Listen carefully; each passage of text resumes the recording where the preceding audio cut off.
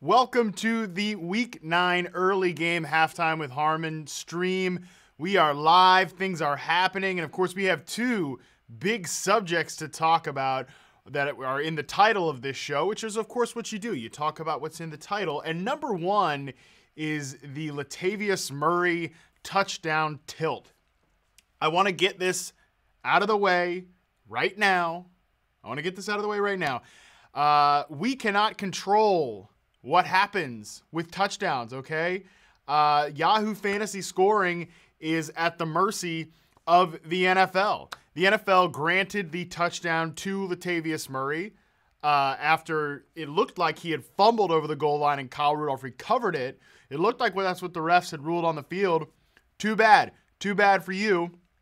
The NFL granted the touchdown to Latavius Murray, who did extend it over the goal line. To me, it looked like it was a touchdown for Latavius Murray by my eyes. But again, my eyes do not matter. The only thing that matters is what the NFL rules. And the NFL ruled that Latavius Murray was, in fact, the one who scored the touchdown. So if you played Kyle Rudolph and you thought you had a touchdown, too bad. You don't.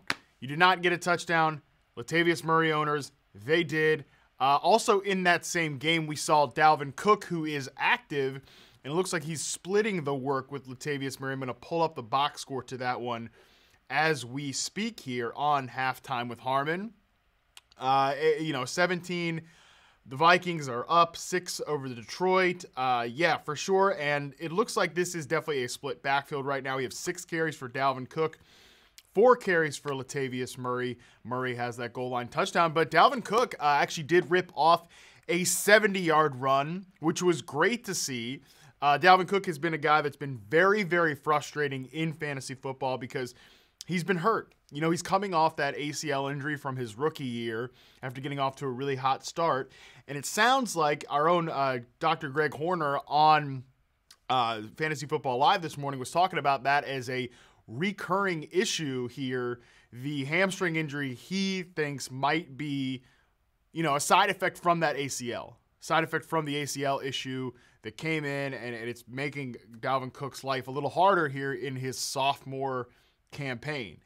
So we're dealing with that with Dalvin Cook, but it was great to see him get out there and rip off a 70-yard run against the Detroit Lions defense, who, of course, were leading the NFL in terms of yards per carry allowed to running backs coming into this game. It's been a weakness for them all year, which is exactly why we saw them go out and trade for Damon Harrison. Of course, that has not brought much fruit to this point, obviously, with Dalvin Cook ripping off that long run.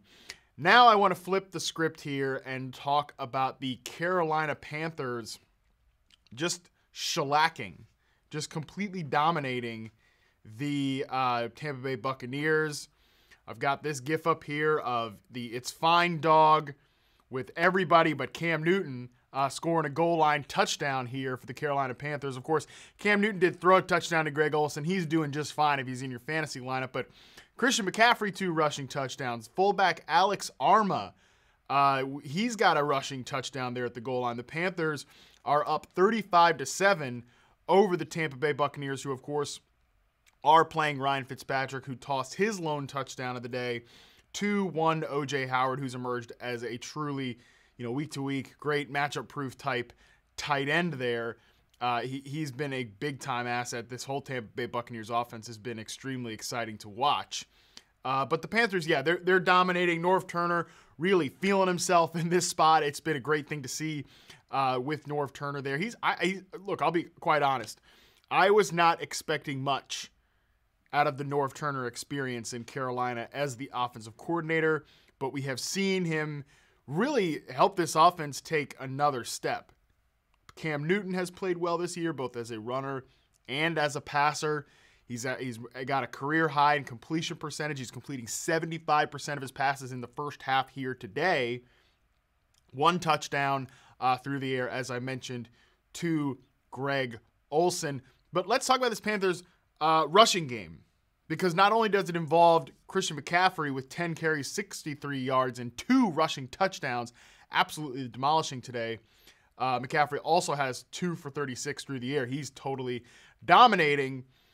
These wide receivers are getting involved. Carolina has legit playmakers. If you've been following us throughout the season here at Yahoo, especially myself. I've been talking about this Panthers offense. Curtis Samuel and DJ Moore, legit difference makers. Right now, they're both just mostly playmakers here. We've got Curtis Samuel with 1 rush for 33 yards and a touchdown. We've got DJ Moore taking 1 carry for 32 yards. These guys are playmakers in Carolina. We have not seen this Panthers offense have something like that in many, many years. We're used to, remember the days of like DJ Hackett and Muhsin Muhammad on his second run with the team being like the big things for the Carolina Panthers. Not so anymore. Now we've got Curtis Samuel, we've got DJ Moore, we've got a really exciting group of skill position players. And if you look in the receiving game, Devin Funchess actually leads the way with 3 for 42 off 3 targets. He's playing well as just a purely outside receiver. And we actually just got another touchdown here in this Buccaneers game. And it goes to O.J. Howard, the tight end who we were just talking about. That's great.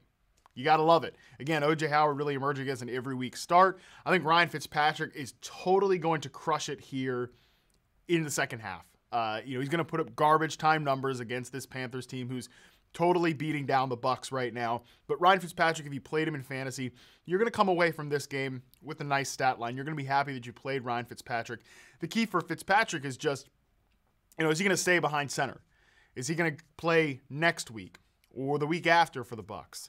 They've already had their bye week. Jameis Winston had his time as a starter, was benched for Fitzpatrick again, who started the year off really hot. We'll see. We'll see if he holds that job down.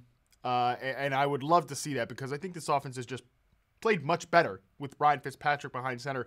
If you think about who Ryan Fitzpatrick is as a passer, he's freewheeling. He loves to go downfield. Guys like Mike Evans, Deshaun Jackson, not in this game necessarily. They have combined for just 1 catch on 20 yards. Mike Evans, as someone mentioned in the chat from Twitter, he has, no catches on 6 targets so far. Pretty big disappointment for Mike Evans in this spot. But in all the other games before this, those two were having their best performances with Ryan Fitzpatrick behind center. And I don't think that's a coincidence. I think he just runs this offense much, much better than Jameis Winston does. I think he's just a much better fit to run a really high-flying air raid offense than a very traditional pro-style type passer, which is what Jameis Winston is, of course. So this Buccaneers-Panthers game should be one of the better ones for fantasy. Of course, we've got a lot of great games coming up for fantasy football. Later on today, we've got the Packers and the Patriots on Sunday Night Football. That one should be a lot of fun. I'm actually personally taking the Packers to cover the spread in this game. I think they have a real good shot to keep this game close, maybe even win in Foxborough. The Patriots right now are coming into this game with Rob Gronkowski hurt, Julian Edelman hurt. Gronk may or may not even be active. We don't know. Gronk has definitely not looked the same all year. That is for sure. I mean, James White is like the foundation piece of this offense. Sony Michel may or may not play. Patriots are undermanned right now. The Packers are coming in, I think, really finding themselves on offense, removing Ty Montgomery, making the backfield very clear with Aaron Jones as the likely lead ball carrier. Jamal Williams also providing a nice change of pace, a guy who can get out there and pass block, who can, do a little bit of this and that. I think that should still be a split backfield, but Aaron Jones will likely lead the way as he did last week with 12 carries and a team high over 60% of the snaps against the Rams in their loss in LA. So I like the Packers in this spot. And of course, we've also got those same Rams and Saints later on as well. That's a game where you want to play everybody. 60-point over-under down there with the Rams traveling to New Orleans. I love that game. We actually just got a question from the chat. Marquez Valdes-Scantling or Doug Baldwin? That is a great question, and I'm going to go a little bit off the beaten path here and say Marquez Valdes-Scantling I'm a little bit more confident in. He's a guy that's been emerging for the Packers as a rookie wide receiver, big-time playmaker, tall, athletic. He's playing some slot receiver snaps, which is great to see. If you followed my work with Reception Perception or Next Gen Stats before coming over to Yahoo, you know that I'm a big fan of seeing these prototypical number one types. And obviously, that's not a guy who, Marquez Valdes-Scantling is not a player of that caliber just yet, but he has that build, the size, the athleticism of a prototypical number one. I love seeing those guys play out of the slot. So he's been a guy who's playing really well, for the Packers. I think he continues to play well. This Rams secondary, let him loose for a touchdown last week. We saw him still play well. So with Geronimo Allison out, I think you play Valdez-Scantling over Doug Baldwin, who just doesn't have a great target projection right now because Russell Wilson is involving everybody. Tyler Lockett's involved. David Moore is involved. There's a lot of players to feed in Seattle, and of course they are the run-heaviest team in the NFL, the only team rushing at over 50% of their plays right now. So that's the problem with Doug Baldwin. You just can't pencil him in for a lot of work. I like the upside of a guy like Marquez Valdez-Scantling. Let's take a quick spin around the NFL. Just some players to recap, some high scores. We've got a couple questions from the chat to hit on. Of course, Devin from Facebook wants us to know, why did that touchdown go to Latavius Murray? Because that's how the NFL ruled it. That's how the NFL ruled it. We don't have that authority to change that. There's no machine I can go to and flip the switch to give Kyle Rudolph the touchdown. The NFL saw the ball go across the goal line in Latavius Murray's hands, and they gave it to Latavius Murray. So your problem is not with Yahoo Fantasy. Your problem is not with Yahoo Sports. It's with whoever is at the NFL that's deciding these things. Not me. So at somebody else about it. I don't care. Don't care about your teams and your Latavius Murray touchdown tilt. That's the wrap. No more on this. Let's get back to some real questions. Cortland Sutton or DJ Moore the rest of the way. I'm going to go with Cortland Sutton. I think the touchdown, the projection's better.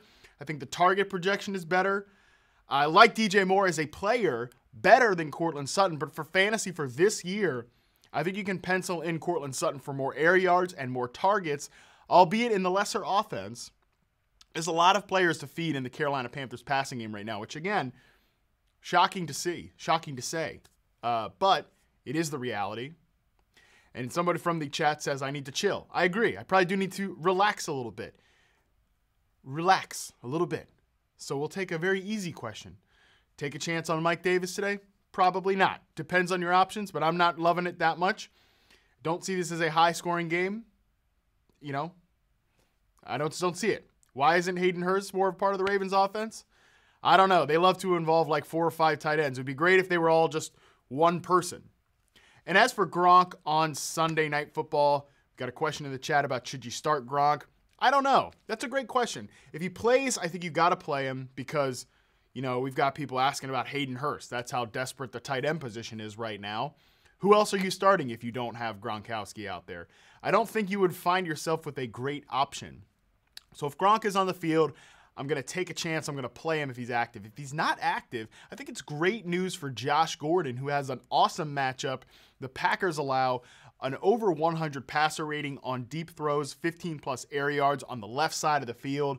I think that would be a great spot for Gordon to go off. So if Gronk sits, I think you're really playing Josh Gordon with a lot of confidence. But if Gronk is out there, I think you're rolling him out. I think you are rolling him out. Drew Brees or Jared Goff is a great question from the chat that we got from Facebook. Thank you for sending the Facebook questions, for the Periscope questions, the Twitch questions, the YouTube questions, everything. Thank you for sending that. Brees or Goff, I like Goff just a touch better. Just a touch better in this spot. I think Drew Brees is going to have an awesome game as well.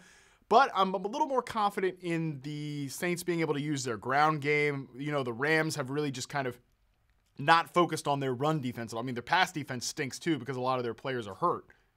But the Rams will give up a lot more yardage on the ground. So I think we see Alvin Kamara, Mark Ingram have nice games. Of course, Todd Gurley's going to get his too. But I think we would expect the Rams to throw the ball a little bit more than we expect the Saints to in this spot. Of course, Saints are at home. So I would take Goff over Brees just by a touch. And I want to end on this question here from YouTube. Thank you for the YouTube questions. Honestly, are the Panthers being slept on as Super Bowl contenders? Yes. Yes, they are. They are being slept on as Super Bowl contenders. They're probably the favorite for the 5th spot in the NFC playoff projection right now. I think there's a good chance that they can, if they get hot at the right time, you're seeing their potential today, albeit against a real bad Bucs defense. You're seeing the potential for their offense to really take the next step. I think the Panthers can be that team. Again, they're probably the favorite for that 5th spot in the NFC as long as the Saints do win the NFC South, which I expect to happen. We'll see the Panthers go into the playoffs. If they get hot, they can beat these teams like the Rams, the Saints, some of these more favored NFC teams, I think we like them over whoever comes in second place, whether it's the Vikings or the Packers or the Bears in the NFC North. I think we like them definitely over any of the other NFC West teams. Seattle's interesting, but nevertheless, I like the Panthers as a Super Bowl team this year. They could get there. But that is going to do it for the early game halftime with Harmon stream. If you like this show, thank you so much for watching. Make sure you tune in for the next games, the next set of games at 6 p.m. Eastern time. We're going to go live right here again on Twitter, Facebook, YouTube, Twitch. You'll be able to watch us. You'll be able to interact and ask questions in the chat. Ask us what the hell is going on with your fantasy teams, what is going on with some of the bets you've made, and we will discuss the halftime with Harmon DFS League in the second half of this show. So come back during the late games at 6 p.m. Eastern time. In the meantime, you can follow me on Twitter at MattHarmon_BYB, and I will be sure to interact and talk with you all through the rest of the day because you all are the lifeblood of what we do here. If we don't have you guys watching, then I'm just sitting here talking to myself. And honestly, that would be a little weird. So that's going to do it. Thank you all so much for watching, and we'll see you later.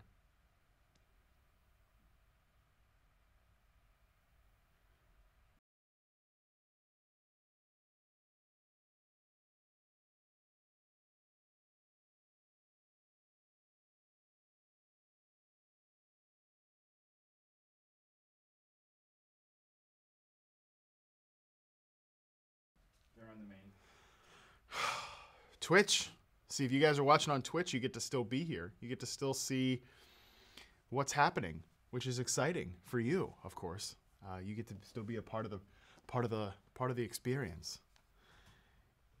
It's a good show. We need to clip. Yes, that you do. Part of Yes. You freaking out of the that was awesome. That was so good.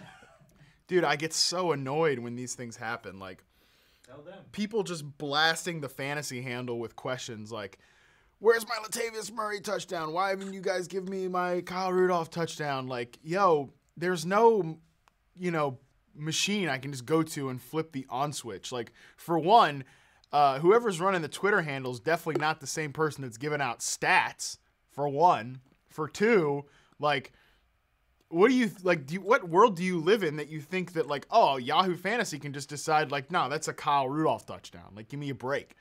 So, yeah, pretty ridiculous, pretty dumb. People are very stupid when it comes to these things. I mean, I realize, like, not everybody is behind the scenes or whatever, like, knows, like I do, the industry, because I'm here. This is my job. But you'd think a little common sense would just dictate, like, yeah, I'm not, like, nobody, like, the NFL is the one ruling this stuff, not us. So, give me a break. I don't even know who at the NFL would do that. I don't even know, like, their head of officiating.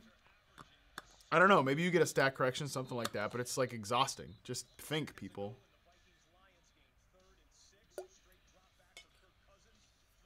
That said, I guess I sympathize with some of these people. Not really. I didn't get a chance to talk about Peterman. That's too bad. My God, what a disaster. Hold on 1 second. What? We're back to the wait time.